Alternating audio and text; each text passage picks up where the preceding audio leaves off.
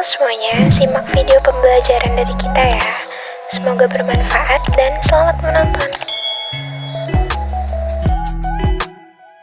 Jadi materi yang akan dibahas kali ini tentang perkembangan bisnis, pengertian bisnis, klasifikasi bisnis, tujuan bisnis, lingkungan bisnis, faktor penentu iklim bisnis, problem bisnis, sistem perekonomian, dan jenis pasar.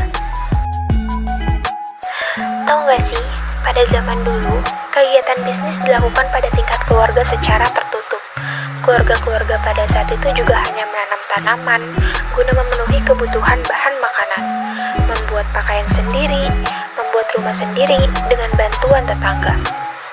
Dan sekarang, pada zaman globalisasi, dunia yang paling transparan kita lihat bagaimana hebatnya persaingan bisnis perusahaan nasional, multinasional, perang ekonomi lewat perdagangan antar bangsa, yang saling berebut untuk menguasai pasar dunia dalam bidang barang dan jasa. Oleh karena itu, kita harus mulai mengembangkan dan mencurahkan perhatian untuk membina generasi muda yang akan informasi bidang bisnis ini. Pengertian bisnis. Dalam ilmu ekonomi, bisnis adalah suatu organisasi yang menjual barang atau jasa kepada konsumen atau bisnis lainnya untuk mendapatkan laba. Secara historis, kata bisnis dari bahasa Inggris business, dari kata busi yang berarti sibuk dalam konteks individu, komunitas, ataupun masyarakat. Dalam artian, sibuk mengerjakan aktivitas dan pekerjaan yang mendatangkan keuntungan. Dilihat dari segi etimologi, bisnis merupakan keadaan seseorang atau kelompok orang yang sedang sibuk melakukan pekerjaan yang mendatangkan keuntungan. Kata-kata bisnis mempunyai 3 penggunaan, tergantung wadahnya. Pemakaian singular kata-kata bisnis merujuk kepada suatu badan usaha. Ialah ekonomis yang mempunyai tujuan mencari keuntungan, teknis, dan kesatuan yuridis, hukum. Klasifikasi. Manufaktur adalah bisnis yang memproduksi produk yang berasal dari bahan baku atau komponen, kemudian dijual untuk mendapatkan keuntungan. Contoh manufaktur adalah perusahaan yang memproduksi barang fisik seperti mobil atau pipa. Pengecer dan distributor adalah pihak yang berperan sebagai perantara antara produsen dengan konsumen mobil atau pipa. Pengecer dan distributor adalah pihak yang berperan sebagai perantara antara produsen dengan konsumen. Sebagian besar toko-toko dan perusahaan yang berorientasi konsumen adalah distributor atau pengecer. Bisnis finansial adalah bisnis yang mendapatkan keuntungan dari investasi dan pengelolaan modal. Bisnis jasa adalah bisnis yang menghasilkan barang intangible dan mendapatkan keuntungan dengan pengisian untuk layanan yang mereka berikan. Contoh bisnis jasa adalah konsultan dan psikolog. Bisnis pertanian dan pertambangan adalah bisnis yang memproduksi barang-barang mentah seperti tanaman atau mineral. Bisnis informasi adalah bisnis yang menghasilkan keuntungan terutama dari penjualan kembali properti intelektual.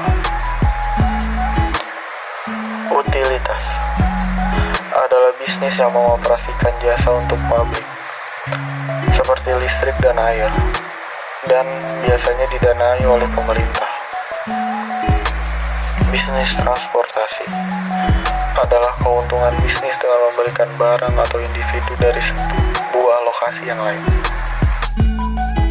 Tujuan.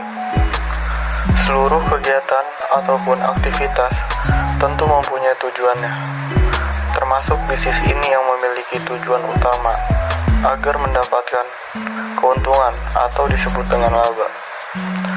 Perusahaan di antara tujuan itu ialah seperti kegiatan perusahaan dengan jangka panjang, kemajuan maupun pertumbuhan, prestise serta prestasi, kesejahteraan pemilik faktor produksi serta masyarakat, full employment, keuntungan, profit atau laba, pengadaan barang atau jasa.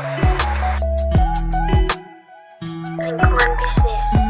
Pengertian lingkungan bisnis, business environment atau lingkungan bisnis adalah kondisi yang terjadi di sekitar bisnis atau perusahaan yang dapat mempengaruhi laju usaha tersebut.